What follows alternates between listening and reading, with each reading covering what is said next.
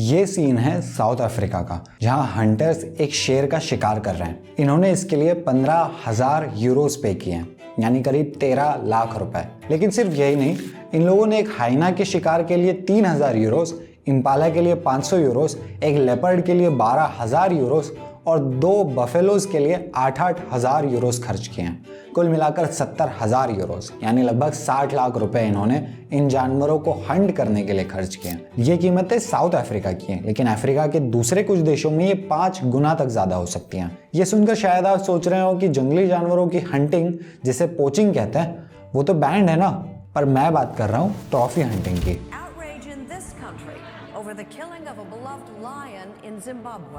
Trophy hunting एक तरह का हंटिंग स्पोर्ट है जिसमें जंगली जानवरों का शिकार किया जाता है। उनके बॉडी पार्ट्स जैसे उनके सर, हॉर्न्स, फर या इवन उनके नाखूनों को ट्रॉफी के रूप में कलेक्ट करने के लिए जिन जानवरों का शिकार किया जाता है उन्हें गेम बोलते हैं। और ये आमतौर पर अच्छे जेनेटिक्स का एक मैच्योर मेल होता है जिसके बड़े और इंप्रेसिव फीचर्स होते हैं, जैसे मस्कुलर बॉडी, बड़े सींग और शानदार फर। इन सबसे बेसिकली इनका शिकार करने वाला ये शो ऑफ कर सकता है कि इन्होंने एक स्ट्रॉन्ग और डोमिनेंट जानवर को मारा है। मारने के बाद हंटर्स इनके साथ फोटोशूट करवाते हैं और फिर इनके शरीर के अंगों को डिस्प्ले के लिए अपने साथ ले जाते हैं। पिछले कुछ सालों में ट्रॉफी हंटिंग की ये प्रैक्टिस दुनिया भर में इंटेंस डिबेट और कंट्रोवर्सी का मुद्दा बनी है और इस पर सवाल उठाए गए हैं। एक तरफ जहां ट्रॉफी हंटिंग का विरोध करने वाले इसे अनैतिक और क्रूर मानते हैं और कहते हैं कि इससे वाइल्ड लाइफ की जनसंख्या पर असर पड़ सकता है, तो वहीं दूसरी तरफ इस प्रैक्टिस के समर्थकों का कहना है कि ट्रॉफी हंटिंग एक्चुअली जानवरों के संरक्षण में मदद कर सकती है और साथ ही ये लोकल इकोनॉमी के लिए भी फायदेमंद है, लोगों को पैसा मिलता है। इस वीडियो में हम डिटेल में डिस्कस करेंगे कि ये ट्रॉफी हंटिंग काम कैसे करती है, इसकी शुरुआत कैसे हुई, इससे जुड़े कंट्रोवर्शियल क्लेम्स क्या है और इन सब की सच्चाई क्या है। Local animal activists speaking out today against trophy hunting around the world. These species are disappearing 10 and 20 animals at a time. मनोरंजन के लिए शिकार करना काफी पुरानी प्रैक्टिस है। भारत में बड़े बड़े महाराजा और नवाब मनोरंजन के लिए या अपना रुतबा दिखाने के लिए शिकार करते थे, लेकिन ये सब यूरोपियन कॉलोनियलिज्म के दौर में और भी बढ़ गया, जब कॉलोनियल पावर्स जैसे भारत और अफ्रीकी देशों में अंग्रेज अपनी ताकत और इलाके में अपना वर्चस्व दिखाने के लिए बड़े और दुर्लभ जानवरों जैसे हाथी, शेर, तेंदुआ और राइनोसोरस का शिकार करने लगे। शिकार के बाद अंग्रेज इन जानवरों की चमड़ी, सींग और सर वगैरह रख लेते थे, जिसे वो अपने घरों या ऑफिसेज में अपनी अचीवमेंट्स के तौर पर दिखाते थे। इसी दौरान लेट 19th और अर्ली 20th सेंचुरी में अफ्रीका में सफारी हंटिंग की भी शुरुआत होती है। इसमें अमीर यूरोपियन और अमेरिकन टूरिस्ट हंटर्स दूसरे प्रोफेशनल हंटर्स और लोकल गाइड्स के साथ मिलकर बिग गेम हंट करते थे, जैसे एलिफेंट्स, लायंस और राइनोसोरस। सन 1909 की एक फेमस सफारी हंटिंग ट्रिप खुद यूएस प्रेसिडेंट थियोडोर रूजवेल्ट और उनके बेटे की थी, जिसमें उन्होंने ईस्ट अफ्रीका में अपने बेटे के साथ मिलकर 512 जानवरों को मारा था। लेकिन इस कॉलोनियल पीरियड में ओवर हंटिंग के चलते खासकर अफ्रीका में कई जानवरों की प्रजातियों पर असर देखने को मिलता है, जिनकी जनसंख्या तेजी से घट रही थी। उदाहरण के लिए अफ्रीकन एलिफेंट की पॉपुलेशन तेजी से घटी थी क्योंकि आइवरी यानी उसके दांतों की काफी डिमांड थी। फिर धीरे धीरे हमें समझ आता है कि अगर जानवरों को खत्म होने से बचाना है तो हंटिंग को रेगुलेट करना होगा, और इसी के साथ शुरू होता है रेगुलेटेड ट्रॉफी हंटिंग का कॉन्सेप्ट। आइडिया ये कि हंटिंग पे फीस लगाई जाए जिससे कंजर्वेशन एफर्ट्स को फंड किया जा सके और इंडेंजर्ड स्पीशीज को बचाया जा सके। बेसिकली हंटर्स से पैसा लेकर उन चीजों में लगाना जिससे इन जानवरों की संख्या को बढ़ाया जा सके, इन्हें खाना देना, जगह देना, गैर कानूनी हंटिंग से बचाना वगैरह वगैरह। और इस रेगुलेटेड हंटिंग के विचार को कंजर्वेशन टूल की तरह खुद अमेरिकन प्रेसिडेंट रूजवेल्ट ने प्रमोट करने में एक अहम भूमिका निभाई। 1960s में अफ्रीका में कुछ शुरुआती गेम रैंचेस एस्टैब्लिश किए जाते हैं, जो कि एक तरह से बड़े इनक्लोज्ड फार्म्स होते हैं जिसमें जंगली जानवरों का शिकार किया जा सके। इसके बाद ये कॉन्सेप्ट तेजी से फैलता है। साल 2000 में सिर्फ साउथ अफ्रीका में इस तरह के 7,000 गेम फार्म्स थे, जो कुल मिलाकर 16 मिलियन हेक्टेयर की जमीन पर थे। वहीं दूसरी तरफ अगर बात करें भारत की, तो वाइल्ड लाइफ प्रोटेक्शन एक्ट 1972 के तहत भारत में हंटिंग बैन कर दी गई थी, सिर्फ कुछ कंडीशंस को छोड़कर, जैसे सेल्फ डिफेंस, साइंटिफिक रिसर्च या पॉपुलेशन कंट्रोल। लेकिन ट्रॉफी हंटिंग दुनिया के कई देशों में आज भी लीगल है। हालांकि उनके लिए कुछ पॉलिसीज और रेगुलेशंस बनाए गए हैं, जैसे कौन सी प्रजाति के जानवरों को मारा जा सकता है, किस तरह से मारा जा सकता है और कब मारा जा सकता है। ट्रॉफी हंटिंग भले ही एक रेगुलेटेड चीज़ है, लेकिन इसे लीगल स्टेटस मिलने की वजह से एक बहुत बड़ी कमर्शियल एक्टिविटी बन गई है। रिपोर्ट्स के मुताबिक 2005 से 2014 के बीच 12,60,000 वाइल्ड लाइफ ट्रॉफीज सिर्फ यूएस में इंपोर्ट की गई, यानी हर साल लगभग 1,26,000 वाइल्ड लाइफ एनिमल्स मारे गए। सबसे ज्यादा पॉपुलर जानवर जिनका शिकार किया जाता है उन्हें द बिग 5 बोला जाता है, जो है लायंस, लेपर्ड्स, राइनोज, एलिफेंट्स और केप बफेलोस, जो कि बड़े और खतरनाक होते हैं। साथ ही ये विलुप्त होने की कगार पर भी है।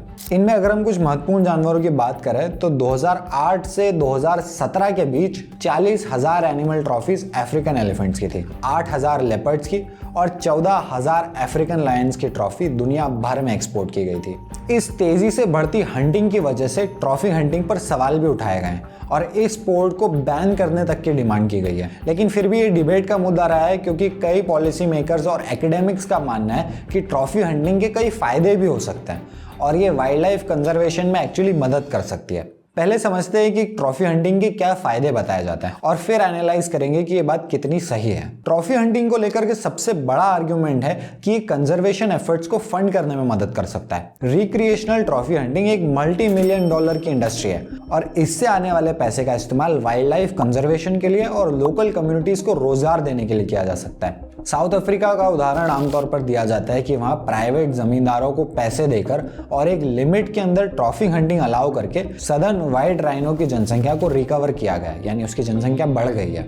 होता यह है कि जब ट्रॉफी हंटिंग की जाती है तो वो लोगों के लिए एक इनकम का साधन बन जाता है और फिर लोग इन जानवरों की रक्षा भी करते हैं। उन जानवरों की गैरकानूनी हत्याएं भी कम हो जाती हैं और बड़े बड़े एरिया उन जानवरों के लिए खाली छोड़ दिए जाते हैं। लोग फिर उन जंगलों को नहीं काटते, ना ही वहाँ की जमीन पर कब्जा करते हैं, क्योंकि जंगली जानवरों को ट्रॉफी हंटिंग के लिए बेचना ज्यादा फायदेमंद होता है और उससे जो पैसा आता है उसमें से एक हिस्सा फिर से इन जंगली जानवरों को बचाने और इनकी आबादी बढ़ाने में लगाया जा सकता है। इसके विपरीत जैसे ही वहाँ के लोगों को उन जानवरों से फायदा होना बंद हो जाता है, यानी वहाँ पर कोई ट्रॉफी हंटिंग नहीं होती, वैसे ही वो उनके दुश्मन बन जाते हैं और लोग अफ्रीकन ऑयल पाम उगाने के लिए, गाय भैंसों को रखने के लिए या दूसरी किसी खेती करने के लिए जंगलों को खत्म करने लग जाते हैं। सुनने में बहुत सेल्फिश लगता है पर यही सच है और इसीलिए साउथ अफ्रीका ने ट्रॉफी हंटिंग प्रोग्राम्स को बढ़ाया भी है, ये बोलकर कि ये एनिमल्स के लिए अच्छा है और इसमें उन्होंने हर साल 5 ब्लैक राइनो की ट्रॉफी हंटिंग को अलाउ किया है। Convention on international trade in endangered species of wild life fauna and flora, short में कहें तो साइट्स, एक अग्रीमेंट है सरकारों के बीच कि जानवरों और पौधों की इंटरनेशनल ट्रेडिंग कैसे करना है। साइट्स ये सलाह देता है कि ट्रॉफी हंटिंग को परमिट्स के साथ होने देना चाहिए और सारी पार्टीज को इस बात का ध्यान रखना चाहिए कि ये पूरी प्रोसेस उन सिलेक्टेड स्पीशीज के सर्वाइवल के लिए घातक ना हो, अर्थात कहीं वो विलुप्त ना हो जाए। साइट्स दुनिया भर में कुछ सिलेक्टेड स्पीशीज के हंटिंग कोटा भी पब्लिश करता है, जैसा कि आप इस फोटो में देख सकते हैं। साइट्स, FAO और WTO का कहना है कि अगर हंटिंग साइंटिफिकली और सस्टेनेबली की जाए तो एक कंजर्वेशन एफर्ट्स को बढ़ावा दे सकती है, अर्थात जंगली जानवरों की संख्या को बढ़ा सकती है।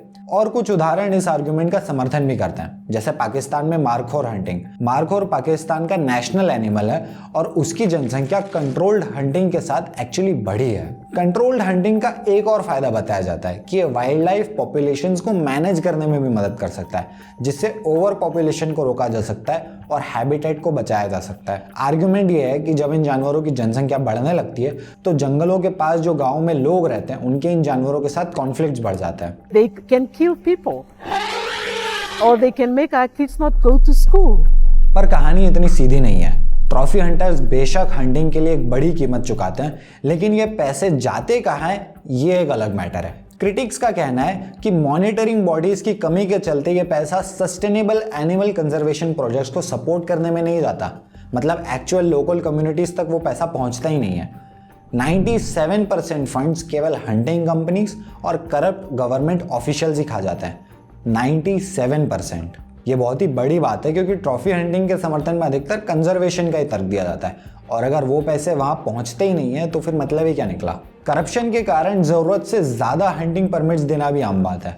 ट्रांसपेरेंसी इंटरनेशनल के मुताबिक जिम्बाब्वे, जाम्बिया और तांजिया में जरूरत से बहुत ज्यादा संख्या में हंटिंग हुई है। एक और उदाहरण है स्वीडन का, वहां फिलहाल 1450 लिंक्स कैट्स हैं, जिनमें से स्वीडन की सरकार ने कुछ महीनों पहले हंटर्स को 201 लिंक्स को मारने का लाइसेंस दे दिया और हंटर्स इस बात को स्वीकार करते हैं कि लिंक्स की हंटिंग का कंजर्वेशन वगैरह से कोई लेना देना नहीं है, वो बस एक्साइटमेंट और उनकी चमड़ी के लिए की जा रही है। अगर पैसे की बात है तो ट्रॉफी हंटिंग से सिर्फ एक बार में पेमेंट मिलता है।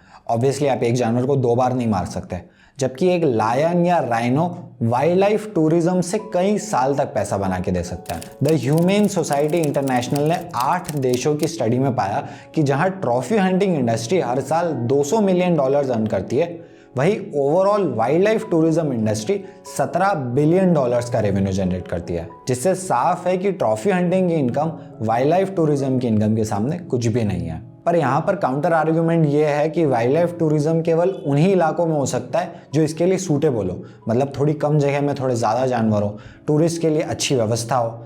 ऐसी जगह हैं जहाँ दूर दूर तक बस ग्रासलैंड है, जो रोड्स और दूसरे इंफ्रास्ट्रक्चर से जुड़ी नहीं है, जहाँ आना जाना मुश्किल है। ये जगह टूरिस्ट को आकर्षित नहीं करती, लेकिन यहाँ ट्रॉफी हंटर्स खुशी से आ जाते हैं। तो वाइल्ड लाइफ टूरिज्म या फोटो टूरिज्म का तर्क हर जगह लागू नहीं होता। एक और समस्या ये भी है कि ट्रॉफी हंटिंग से इकोसिस्टम सुधरता नहीं है, बल्कि और भी बर्बाद हो सकता है। ट्रॉफी हंटर्स आमतौर पर बड़े और स्ट्रॉन्ग एनिमल्स को निशाना बनाते हैं ताकि उनके अच्छे बॉडी पार्ट्स मिल सके, जिससे उस पर्टिकुलर स्पीशीज के स्ट्रॉन्ग मेल्स में कमी आती है और उनके जेनेटिक्स कमजोर हो जाते हैं। इससे उनकी फ्यूचर जनरेशन के सर्वाइवल के चांसेस भी कम हो जाते हैं। और ये केवल थ्योरी नहीं है, एक्चुअल में वैज्ञानिकों ने इस चीज को होते हुए देखा है और रिपोर्ट किया है कि बिग हॉर्न शीप के सींगों का साइज कम हो रहा है, क्योंकि ब्रीडिंग की उम्र तक पहुंचने के पहले ही बड़े सींग वाले इंप्रेसिव जानवरों को हंटर्स मार देते हैं। तो वही जानवर बच्चे पैदा कर पाते हैं जिनके सींग इंसानों को अच्छे नहीं लगते और वो मारे नहीं जाते। इस तरीके से पीढ़ी दर पीढ़ी उस प्रजाति के सींग ही छोटे होते जा रहे हैं। इसी से जुड़ी है कैंड हंटिंग, जो कि एक काफ़ी कॉमन ट्रॉफी हंटिंग का मॉडल है,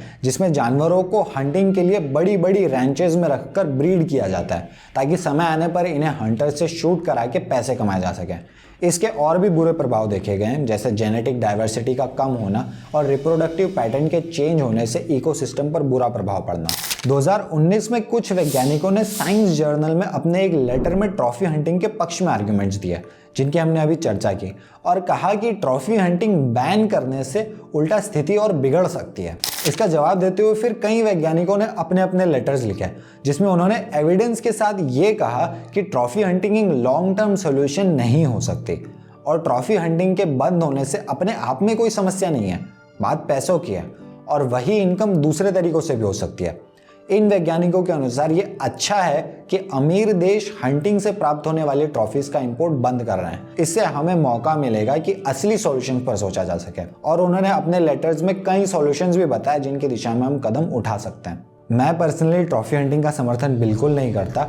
एक जानवर को मारकर उसके सर और शरीर को अपने घर में ट्रॉफी की तरह दिखाना सुनने में ही साइकोपैथिक लगता है। ट्रॉफी हंटर्स अक्सर कहते हैं कि उन्हें जानवरों को मारने का कोई शौक नहीं है, उन्हें तो केवल उस चैलेंज में मजा आता है, वो थ्रिल चाहिए। The whole hunting experience is very challenging and I like that. I live for challenges. अगर ये बात सच है तो वो ग्रीन हंटिंग भी तो कर सकते हैं। ग्रीन हंटिंग एक कॉन्सेप्ट है जिसमें ट्रॉफी हंटिंग के सारे स्टेप्स होते हैं, जानवर को ढूंढना, टारगेट करना, शॉट लेना, लेकिन उसमें उस जानवर को गोली नहीं, डार्ट गन मारी जाती है। कुछ मिनट्स बाद वो बेहोश हो जाता है और उसके बाद हंटर्स अपनी फोटोज वगैरह क्लिक कर लेते हैं, लेकिन इस पूरी प्रोसेस में वो जानवर मरता नहीं है। पर नहीं, उन्हें उसको मारकर उसके साथ बहुत अजीब तस्वीरें खिंचवाना है और फिर उसे सजाकर अपने पास रखना है। जैसा मैंने कहा, बहुत ही साइकोटिक है, पर सच ये भी है कि हम एक ऐसी स्थिति में आ गए हैं जहां कुछ जगहों पर ट्रॉफी हंटिंग जैसी चीजें जंगली जानवरों को बचाने के लिए फायदेमंद हो सकती है, क्योंकि लोग मिलकर आउटरीच तो कर देते कि अरे इस तरीके से जानवरों को मार दिया, ट्रॉफी हंटिंग बंद करो, लेकिन ट्रॉफी हंटिंग बंद होने के बाद वहां पर जंगली जानवरों का क्या हो रहा है उस पर कोई ध्यान नहीं देता। तो बहुत ही स्ट्रिक्ट रेगुलेशंस के साथ कुछ देशों में ट्रॉफी हंटिंग से इंसानों और जंगली जानवरों दोनों का फायदा हो सकता है, इस बात में सच्चाई है। पर यह भी सच है कि आमतौर पर ऐसा ज्यादा होता नहीं है।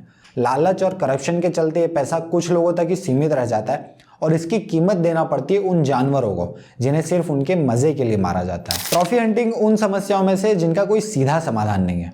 ना आप आंख बंद करके बिना दूसरा विकल्प खोजे ट्रॉफी हंटिंग को पूरी तरीके से बैन कर सकते हो, उससे जो फायदे थोड़े बहुत अभी हो रहे हैं वो भी होना बंद हो जाएंगे, और ना ही जैसा चल रहा है वैसा चलने दे सकते हो, क्योंकि उससे हम कभी भी एक लॉन्ग टर्म सोल्यूशन पे नहीं पहुंचने वाले। उम्मीद करता हूं कि इस वीडियो से आपको ट्रॉफी हंटिंग की फैक्ट्स के आधार पर पूरी कहानी समझ आई होगी। अगर आप जंगली जानवरों की प्रजातियां विलुप्त क्यों हो रही है इसके सबसे बड़े कारण जानना चाहते हैं तो आप स्क्रीन पर आ रहा वीडियो देख सकते हैं। धन्यवाद।